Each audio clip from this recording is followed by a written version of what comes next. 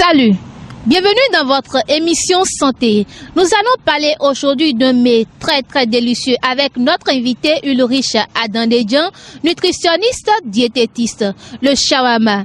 Un plat que j'adore beaucoup, que d'autres personnes adorent bien évidemment. Nous aborderons les valeurs nutritionnelles du shawarma et l'impact négatif de sa consommation excessive sur la santé de l'homme, puisque de nos jours, la population urbaine, surtout les jeunes citadins, en raffole beaucoup. Monsieur Ulrich Adandedjian, merci d'avoir accepté notre invitation. Tout le plaisir est pour moi. Bonjour et vous méritez beaucoup de courage pour cette initiative. Avez-vous déjà assisté à la préparation du shawarma? Suivons ensemble cet élément. Bon, pour faire un shawarma, tu prends le pain, tu la déchires en deux, et puis tu la déposes, tu passes du piment dedans. Après avoir passé le piment, tu mets du mayonnaise, c'est-à-dire du ail au mayonnaise dedans, tu passes ça dedans. Et après avoir fait cela, et tu mets de la salade qui rentre dedans, de l'oignon, et puis de la tomate. Après ça, tu mets du frites, la viande hachée que tu as piquée, tu mets ça dedans, tu mets un peu de sel. Après le sel, tu complètes la sauce que tu as composée, et puis tu l'emballes. Après avoir emballé ça, tu chauffes ça au feu. Après le chauffement, tu essaies d'emballer ça dans le papier. Quelles sont les valeurs nutritionnelles qu'on retrouve dans chaque ingrédient du shawarma? Commencez déjà par les feuilles de laitue. Le shawarma, je précise pas que toute la jeunesse admire très bien. Alors, avant d'aller plus loin, il faudra savoir que le shawarma, c'est un repas qui nous est offert dans la restauration rapide.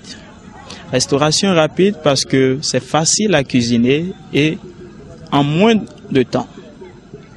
Ça nous débarrasse des contraintes liées à la disponibilité en matière de temps.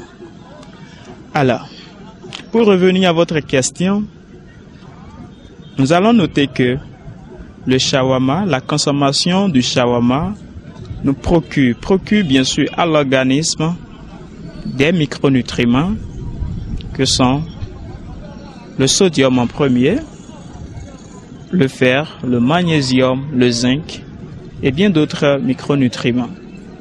Ces micronutriments sont représentés par les feuilles de laitue que vous avez notées tout à l'heure, l'oignon, la tomate fraîche, l'ail, le piment et tous les autres composants dans la classe des légumes.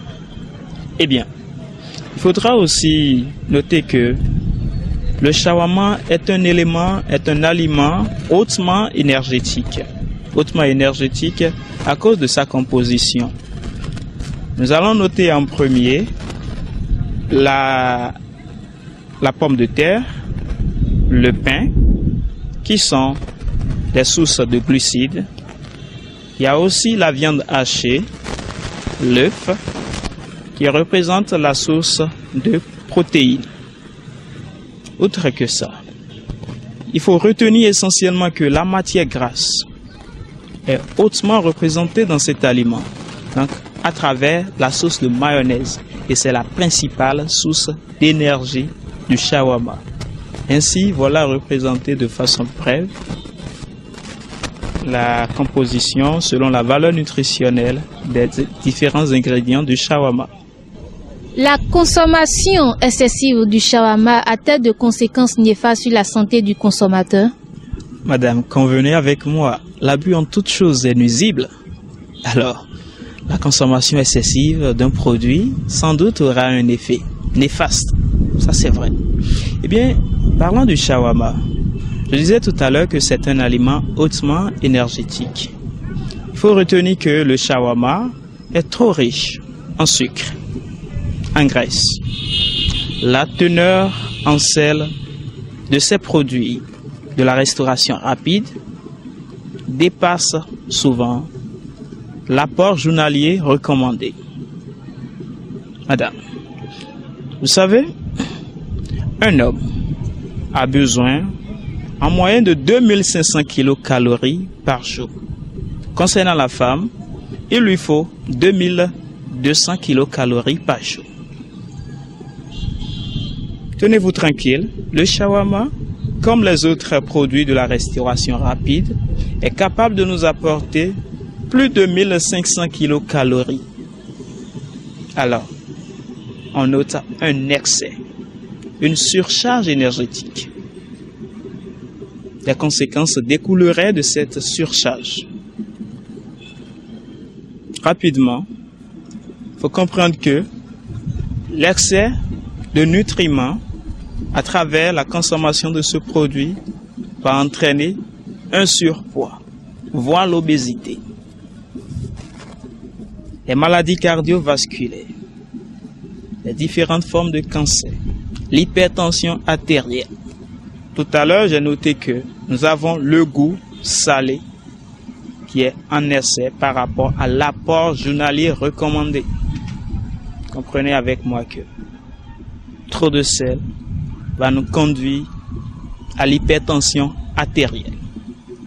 La matière grasse, à travers la sauce mayonnaise citée tout à l'heure, et toutes les autres composantes seront à l'origine des autres formes de maladies cardiovasculaires et les différentes formes de cancer.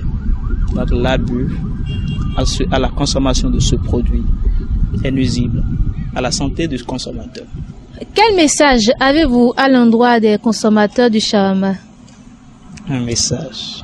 Chers amis, comme Hippocrate le dit si bien, que ton alimentation soit ton médicament.